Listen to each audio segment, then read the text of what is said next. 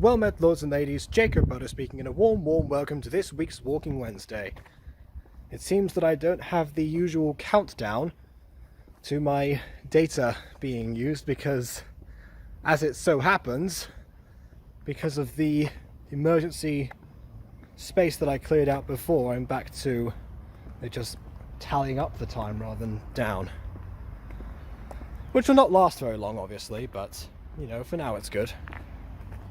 So, I guess it would be time to continue with my line from last time, which was, of course, about the evolution of Minecraft roleplays, and I will do that.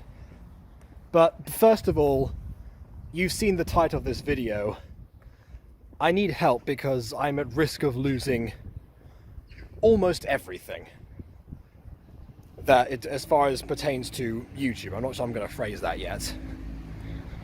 So, not necessarily anything to do with the channel more than much. In fact, the channel, it seems, has actually once again reached an all-time high, because as of recently, my vidIQ plugin actually, at long last, says that I have reached 4,000 watch hours. Before we cheer, I did go onto the analytics page, and actually the first time the analytics page said that, and I reached 4,000, and then the vidIQ plugin said 4,000. What doesn't say 4,000 is the earn on YouTube portion, which is where the requirements actually are, which, yeah, I don't get how that works either. There's YouTube's analytics page already was rounding things up, and then afterwards, give me a second to navigate here.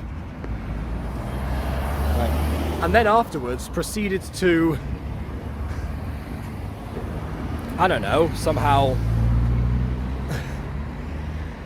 I forgot what I was saying. I should probably go this way. It's the pedestrian walk. Oh yeah, and then, so it rounded things up for the actual main count that it tells you. You hover over it, it gives you the exact amount, which was less. Then the exact amount was reached, and vidIQ still said it wasn't. Now vidIQ says that it has been, but the actual page says that I've still got about 40, 50 or so to go. Thank you.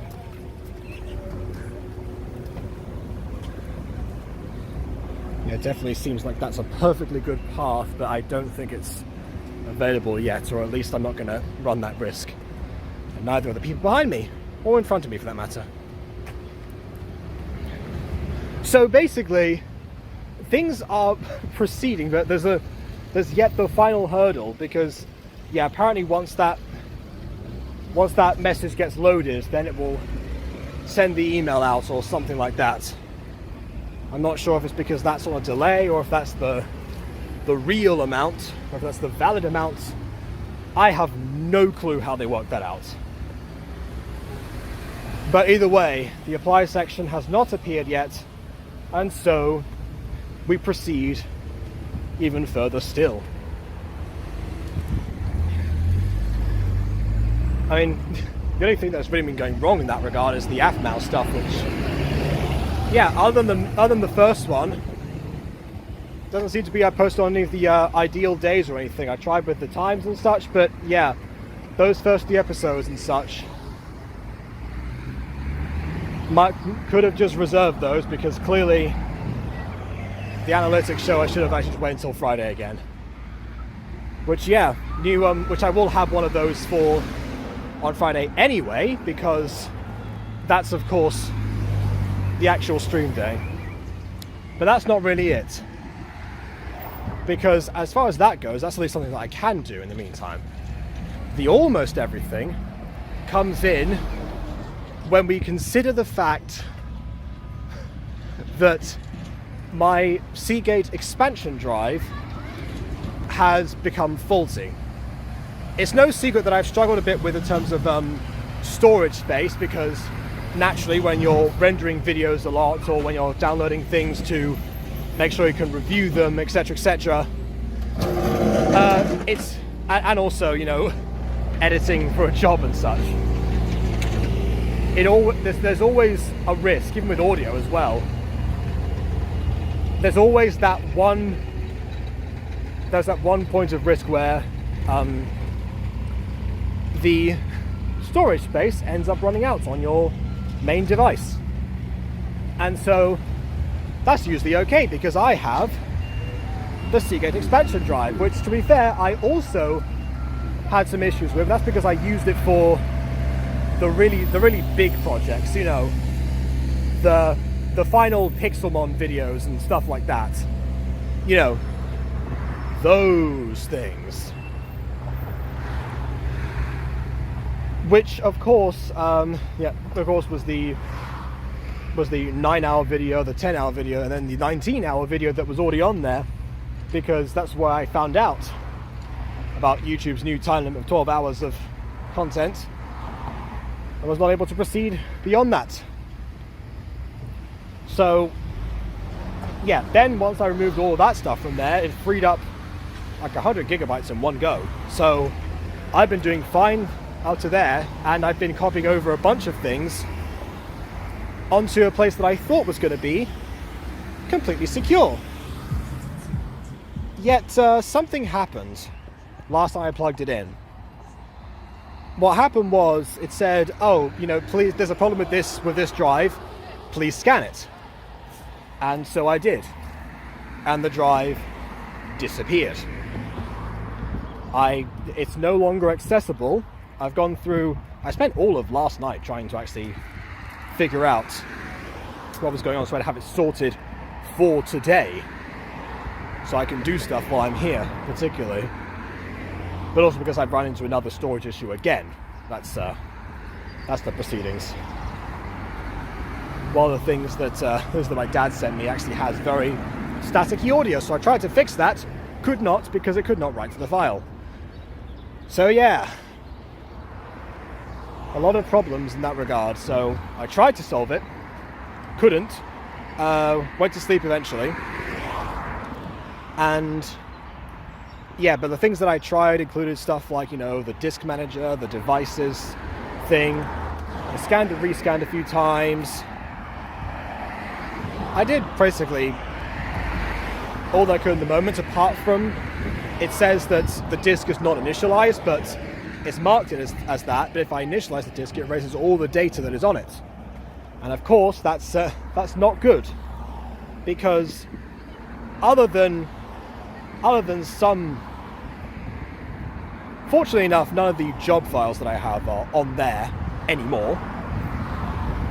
But the stuff that I do have on there are the historical backups of EasyVid videos. Some are AFMAL downloads, things that I want to talk about in the future. That's whatever. I can get those again. Basically a bunch of backups over time of, you know, basically every single folder that I have, because that's how I transferred all the files from one computer to the next. It normally goes on that drive, but also, disappointingly so, the remaining copies of the entire folder of the Mutant Girl. All that I have right now is 2 rendered parts of episode 3, scene 2, the one that I've been working on for months on end now. There's one part that's missing, and the other ones I think I may have not saved, or maybe I did, I just never saw all the missing files that were there. Which means that I'm going to have to either restart that, which, okay, but also on that drive is like I said, it's everything. Everything short of the actual final renders of the videos was on there. The sound effects, the saved backgrounds, the custom backgrounds, the music, the different takes of the scenes, the small mini recordings that I do to actually compile and put them together. Like, everything to do with the Mutant Girl was in that folder. And not just the Mutant Girl either. Now remember that I also put the Puppy Love folder on there. I put the Alpha Witch Academy folder on there. yeah, a lot of stuff went onto it that I've been working on whenever I got the chance over the years almost, and then yeah, it's gone for now. So the last thing that I can do is actually call, let's say, consider data recovery. So I can call tech support there. But I want to know if anyone else has any ideas. Has this ever happened to you? Well, please help. Help me. Help me. Ah! So, yeah. Ultimately, can I recover? Can I do everything again? Yes. Would I rather not? Absolutely. So, I don't know. Oh, and that also means that any scene downloads that I got from emails that people have sent me as well, that's gone. Yeah, so unless so I hope that they've kept all of that stuff in their drive storages. Otherwise, I'm out of luck. And the Craig recording of the latest drama club scene, the one that I was complaining about that failed last week, that was on there as well. Which means that I just have the regular audio of people talking over each other. And I want to make sure that audio is there, particularly because without that, that means that we just wasted that entire recording session and sent people into another rage quit / depressive spiral for no reason. So that especially, now that I think about that, I need to recover. As far as the next drama, as far as my episode 3 goes, that's been on privated on YouTube for ages now. Some people saw it. Some people have seen the leaked content already. So, actually, to be honest, I'd love to release that, because that would surely gain some sweet watch hours, considering that it is about half an hour long and also part of a Minecraft roleplay. So yeah, gonna have to run that one by Ada, make sure that's being filmed. But hey, I'll sort that out once I get back. For now, let's, I guess, once again talk about Minecraft roleplays. So I think I got up to Aphmal last time, didn't I? I really like. Thank you. So I was saying thank you. Say thank you to a driver who can't hear me. Jeez. Okay. And people think I don't look both ways. That's what I'm doing right now, in fact. And we're good. Okay, so what was I saying? Yeah, so I think I got up to Aphmal, but I kind of like really skimmed her over, which is interesting because obviously for the current generation making Minecraft roleplays and consuming them and all that stuff, as far it's either Aphmal or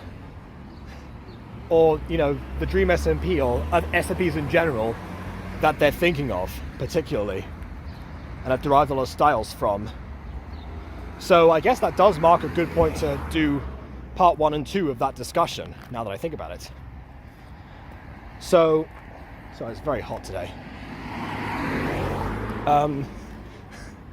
Yeah, so I guess in that regard, let's go back to the year 2014, when during this time Aphmal first starts to dive into the foray of trying to craft a little bit of a story around the exploration of mods, similarly to how Paul Saurus Jr. started doing things. I think that was the key difference between himself and his contemporaries of Yogscast, who were just doing, essentially, finding a way to do things in regular Minecraft. Actually, no. Now I think about it, Shadow of Israfel might have had mods on it because of unless command blocks were introduced and could say things by this point. It seemed like everything was already programmed that way. That's the impression I got anyway. Don't really know for sure. Much to no one's surprise. yeah, Yogscast was a bit slightly before my time, or at least towards the beginning. But yeah, I'd already talked about them. So yeah, to follow along the pull line of things onto Aphmau. Aphmau at the time, I remember there was a video that actually called her the Mod Queen. There was somebody who actually made a video called How to Be Like Aphmau from all the way back, I think, 2014 itself, or 2015. No, yeah, 2014 definitely. This was during Aphmau's phase of collabing with a bunch of YouTubers, particularly, and also essentially experimented with a few things.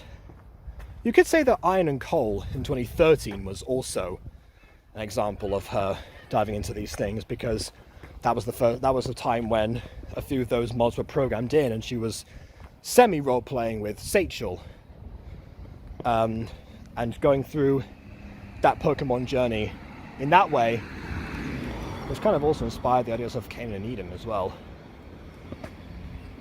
Again, it all ties back to some original sources. But yeah, in that one, the NPCs were once again programmed similarly to how you would see them on an adventure map. So I guess we can also mention Hypixel, the team of Hypixel, but not the in regards to their server, in regards to their adventure maps of Herobrine's Mansion and Wrath of the Fallen, particularly, which were some of the first, according to Sky, that used command blocks to their advantage. I think it was right at the tail of when they came out in 1.4, I think. So that allowed, of course, the idea of scripted prompts and everything, and also to immerse someone into a particular story, like that of Herobrine's Mansion, and also Wrath of the Fallen later, which I think was actually one of the more perfected versions. And they were quite easy to make content out of as well, because you could have the same story applied to multiple people and then just have them explore through it. Which is why I want to also experiment with that for something Butterverse related. But we'll get to that when we get to that. Because I've had some ideas, but again, timing, which to sort them out, can be an issue. And also just, drafting a story. But yeah, once again, back to Aphmau. I'm going in circles, both physically and metaphorically, because I've just done a loop. So after that point, and while establishing herself as the mod queen, because of course Pixelmon was the mod that was used there, Aphmau also had a less roleplay related thing of Crazycraft back in the day as well, and then other stuff. After the departure of Sachel, I guess that was the time to reinvent certain things. I forget what exactly came first, but as far as I know, Diaries Origins on the Challenge Accepted Inc. channel was one of those outlining things. So Diaries Origins, formerly just called Minecraft Diaries during its entire runtime, was essentially you combining lots of different mods and trying to go through those particular mods and show off what they can do, but with a continuing rotating cast. I guess that also harkens back to some of the old mod showcases, like with Dan TDM and the regular appearances of characters like Dr. Trayaurus, for example. I guess you could also say Sky and Squid, one of the most famous running gags in classic Minecraft, which essentially also meant that he eventually had a mob named after. Well, they eventually had a mob named after them, the Sky Squid. But yeah, anyway, they considered that their crowdfunding achievement at the time. So Diaries Origins carried on through making every time was a different mod, but obviously the recurring cast were all of the people from Minecraft Comes Alive, which was one of the mods that was actually showed off in there, and was kept throughout the production, because some of them, like the Spider Queen or the Avatar ones, the Avatar, did not make a return in the same way. There was that, but also so the recurring characters essentially were like the budding family of Aphmau. Arguably the first major death that ever occurred in the Aphmau channel at all was the death of Aston upon first entering into the Nether and immediately succumbing because he fell into a pit of lava instantly. Which I guess, if you think about it, actually was sort of a precursor to the first death of Aaron in Minecraft Diaries. Because in that situation, it was actually played much more seriously. In the first one, it was just like, no, Aston, why? Because obviously we weren't there yet in terms of the severity of things. And arguably the face cam that Aphmau had worked to her detriment at the time, which was then corrected going forward. Because going forward from there, and from the central mechanic of writing in the Minecraft diary itself, we go into what was then called Season 2 of Minecraft Diaries, but was eventually renamed to Season 1. Because that's when the story went in a different direction entirely. The server was kind of rebooted, and it was made into something that was way more structured. I mean, people say now, oh, it's, you know, it's all over the place. It was all, you know, this could have been done in way fewer episodes or something. You're kind of missing the point of what it was and what it was trying to do and why it was that way. Because we went from that particular mod showcase to suddenly immersing into a bit more of a roleplay style, still using Minecraft Comes Alive, but gradually exploring more story elements and including other ideas in there. Once again, a major death, of course, that of the in the future known as Uncle Vischer, who was at that point just Vischer.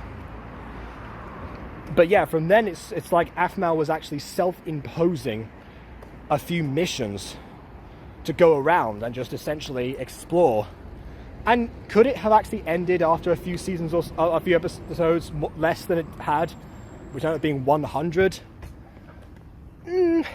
Yes, it could have. But if I'm putting myself in Aphmau's shoes in the year 2015, which I think was when Minecraft Diaries proper started, probably in 2014, I'm thinking that this is the first time that I have such a massive audience and massive following, which actually was exactly what happened. That's what Aphmau herself said at the time, was the first time experimenting with a massive audience and fan base, because the Minecraft Diaries fan base was growing around this time. You can see the same trend in a slightly older series called The Haunted, which was actually, I can't remember who it was by, but it was another one that I think I might have mentioned last time, which was to do with Herobrine, actually. It started off as just a survival mini-movie, and then that mini-movie got popular. They had a couple sequels, and then the group, which was just 3 friends, decided to make a whole expanded lore around that, and then they went into, again, another one of those things, which I think that started in 2012, then 2013. I remember Phoenix Diamondite talking about the Haunted fan base and making fan songs and all that stuff, and then trying to get me into it, which again, I still made that promise to watch it, and I have not forgotten that promise. May have taken me 10 years to set up a joke one time with her, and I will now, once again, do the same. But with the following of The Haunted. There was another one as well that was where the Diamondite name actually came from, but I completely forgot what that was in reference to. Another Herobrine thing, fittingly enough. Yeah, once again, back to Aphmau and Diaries. So, in that same format, if that's your main series, is the thing that is what you're working on every single day, that you're both enjoying and you're getting to experiment a bit more with, a bit more to do with stories and surprising the audience, subverting expectations, and you're seeing the benefits of that, you're not going to want to end it. You're not going to want to completely cut things off, or even find some way to finalize it. You're not going to risk that. As far as you're concerned, the adventures can keep on going until such a time as you see fit to draw a conclusion. If that happened to be 100 episodes down the line, it was 100 episodes down the line. So actually, weirdly enough, I bizarrely understand completely where Afna was coming from at the time. Of course, after that was the time of side story. Hold on, I'm just checking to see if... Yeah, we'll go down here. I'm just trying to find places with shade. So the time, of course, where with, if you think about side stories, because the first side stories appeared, you're, like, again, you're so secure by this point, and also you have, not only that, but also Mod World, you're going to want to maintain those characters. I think it's probably why the Diaries characters became such heavy protagonists in My Street, and the Mod World and Minecraft Isles characters from Season 1 don't really show up, but past that point. One of them, I think Reese, was mentioned very briefly, but after that, yeah, he was gone. It was just the Diaries folk, and then eventually some more original characters, now with greater thought and process and all that stuff. And by the time that you get to, of course, like I said, you get to My Street, you have not only the experience with the NPCs that you have gradually given sentience over Diaries and not just use Minecraft Comes Alive, but you now have practice with telling stories in a more self-contained manner. Suddenly, you end up concluding your first season in 35 episodes. Although then again, that particular season of My Street could have carried on for as long as they wanted. This is where some things start to really fall apart as far as the Aphmau process goes. Because again, putting myself in Aphmau's shoes, I'm keeping up regular uploads around at this time. I want to make sure that something is out. Do I plan my whole story through? No. And then that's something that Aphmau herself mentioned on a Discord server one time.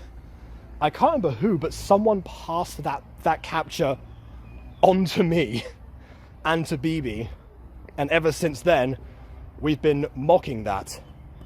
But again, being fair, once again, Aphmau's shoes, I would say that if the regular uploads seem to be that important, then yeah, you don't plan that stuff out. Unfortunately, that would immediately go on to backfire as we get to the first severe plot holes of the series. With Minecraft Diaries, I don't know there being too many plot holes. There are in terms of the remake now because of the appearances and how that goes on. But at the time, Season 1, and I guess Season 2, which had just started around this time, as well as My Street, not really. And I guess because as you procedurally add to the story, as long as you don't add stuff that goes against what you've already established, you're fine. Unfortunately, that's exactly what happened as soon as the Her Best Friends episode came out in 2016. Wow, I've managed to actually round it down to less than 7 years ago. Minecraft Roleplays has been around forever. So, actually no, it is exactly 7 years ago. My bad. Okay. So yeah, early 2016, Her Best Friends is the episode where, as I've talked about at length, Travis actually appears. Now arguably, this was the most beneficial scenario for me going forward, because this is the very premise that this is the very inciting incident for my investigation into the truth about Travis, which of course is my, still to this day, most popular video of all time.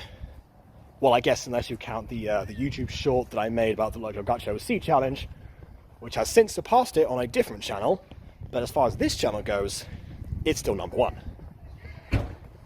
So, and the reason for that is because it actually, you know, the AFMAO fan base wants to discuss these things.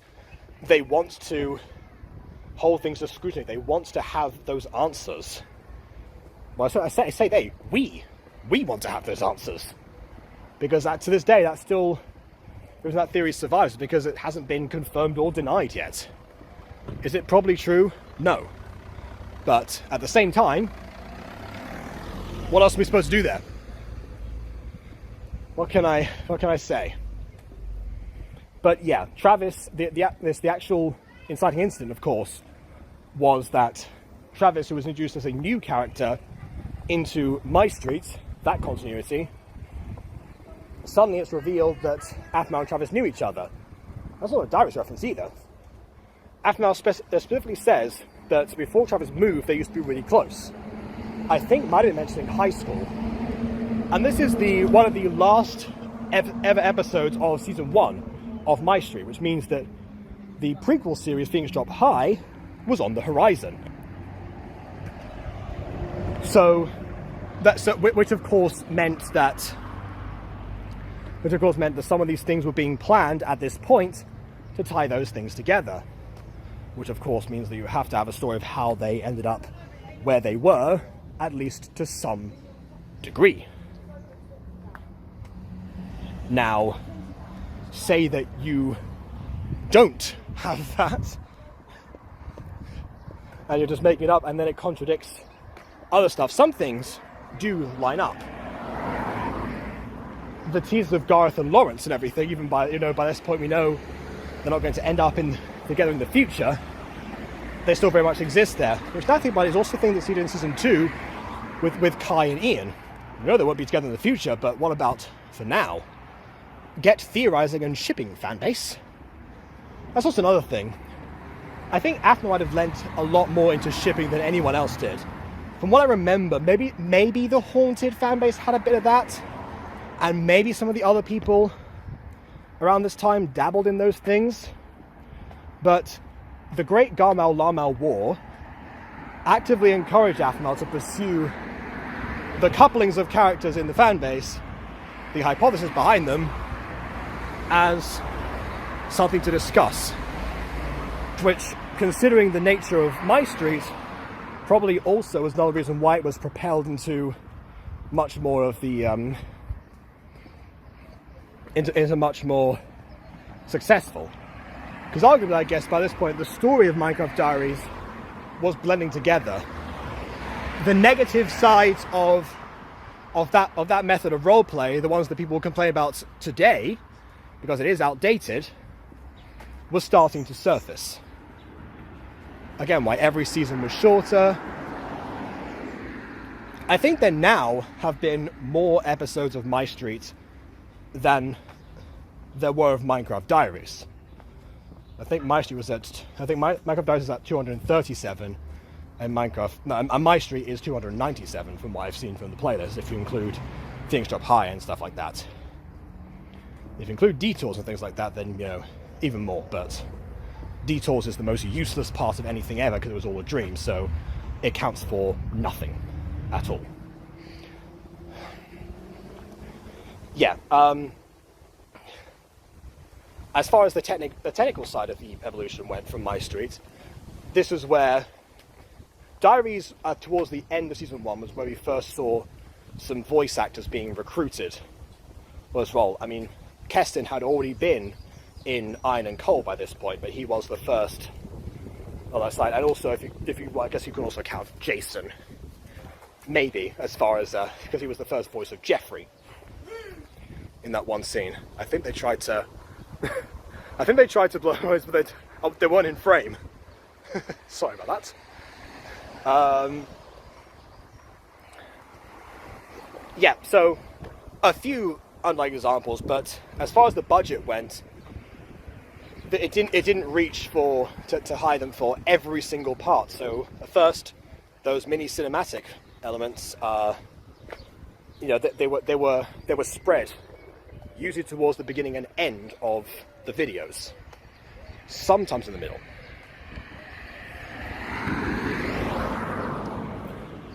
And of course more recruited from my street because Moika and Lizzie's debut as Caitlin and Kawaii-chan was episode 1 of season 1 of my street, not in Minecraft Diaries, or they also both featured eventually.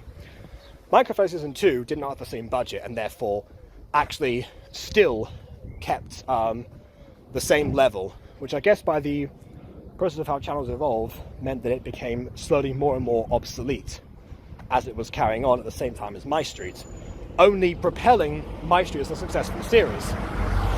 And once again, the same thing happened. I mean, think about it.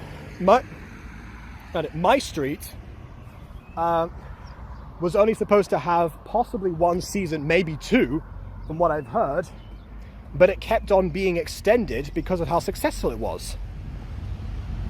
It's essentially what Sir Arthur Conan Doyle went through 100 years before that. When the Reichenbach Fall came out and the death of Sherlock Holmes was posted, there was actual fan outcry to keep it going. Also, the Pinocchio, the now novel by Carlo Collodi, that was actually published in newspapers first, as was Sherlock Holmes. And the same thing happened. It was cancelled after chapter 11. And so that was when fans wrote in to extend it, kind of the same way they might do for a TV show, or possibly writing to an actual creator directly to make more. So yeah, essentially, now I think about it, actually newspapers kind of actually connect to YouTube in a weird way as far as the creation of serialized fiction goes. You know what? That's a topic for another day. I will look more into that later. So again, while that was going on, AFMAL was innovating beyond this point to raise the stakes as far as Minecraft roleplays go. I don't think, again, she wasn't the first to do anything that she was doing, I don't think. Maybe with the voice actors, but I'm not sure, because I think, actually no, I saw some voice actors things before that. The one Sophia, as I mentioned before, who didn't like to classify as Minecraft roleplays. But this is why I was saying that AFMAL not only was innovating how Minecraft roleplays are doing, but the more machinima that was introduced there, she was actively changing the definition of Minecraft roleplays. If anyone's seen the stuff I talked about in the previous part of this episode, you'll see that there are mostly the first-person ones that were from back in the day, showcasing the mods and everything, you know, someone in the role. But more often than not now, the term Minecraft roleplay has been used to market something because the Minecraft roleplay marketing worked particularly well. People like AFMAL, who used that in her titles for ages, up until maybe, like, as far as I remember, some parts of season 6 of Finished Up High, not Finished Up High, of My Street. The stuff I'm reviewing right now. Yeah, that was the prime example. Where again, it was because that was how, if someone was looking at Minecraft roleplays, they want the best example, and more often than not, that's what happened. And then other people started using the Minecraft roleplay tags and stuff because they were in the titles of AFMAL, which of course led on to other stuff like Mystic Hills, for example. I said this before, but the way that I found Lady Mania's channel was actually through was through the recommended section next to an AFMAL video, which might have been a Starlight one, I'm not sure. Either way, it was it's one of those ones where, I mean, if anyone had made that years and years ago, that would have been something that they would have been immensely proud of. But because of where it came out, or possibly because of how perfectionist Mania is over time, Mania suffers under the same reason that AFMAL probably doesn't make any more roleplays today. Eventually, the budget in AFMAL's case, or the standard in both of them, got so high that it was impossible to keep up, at least in their own minds. I mean, AFMAL used to apologize all the time for how long season 6 was taking, and everyone was saying, don't worry, take your time, we're here for this. That's the difference, because yeah, arguably because of drawing in new audiences you do want the best quality, especially if now the market is saturated with other stuff that is a much higher value, and therefore it makes it hard to stand out your own things. But you also have to have fun, and you also, if you have the audience already there, then they're going to keep coming back. That's actually what happened with The Mutant Girl. I never marketed the best way. I didn't do custom thumbnails and name episodes. I was pretty bad at promoting it at the time when arguably it was the most important to do so, because that's when it would have stood out the most. Back in 2019, when voice actors gacha stuff was few and far between. It almost rhymed. But the people who did find it, stick around. Exactly. And the same because they fulfill Rangers. So again, AFMAL did have an impact on the gacha community as well, in the form of the characters, which we continue to see to this day.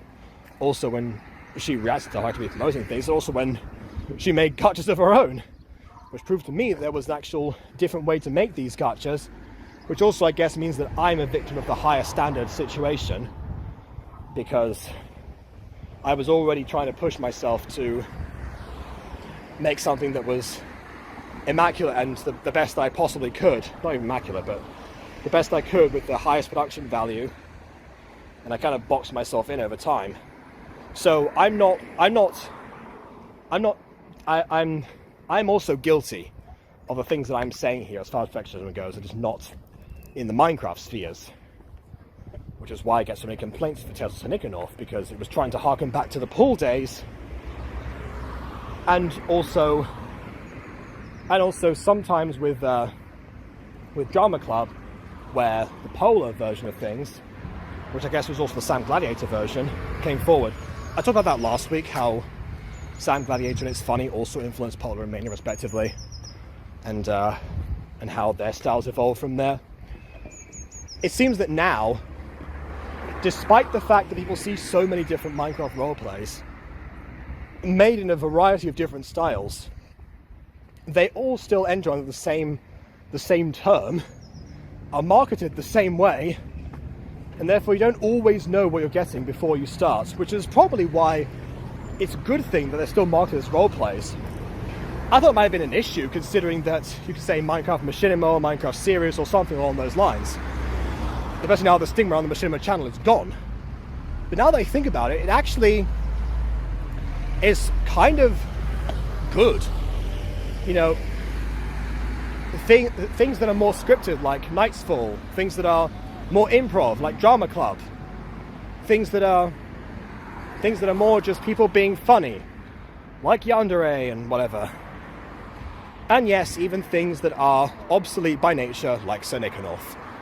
All of them have their place, and all of them take inspiration from each other, and all of them are enjoyed to different levels. Obviously, depends on how.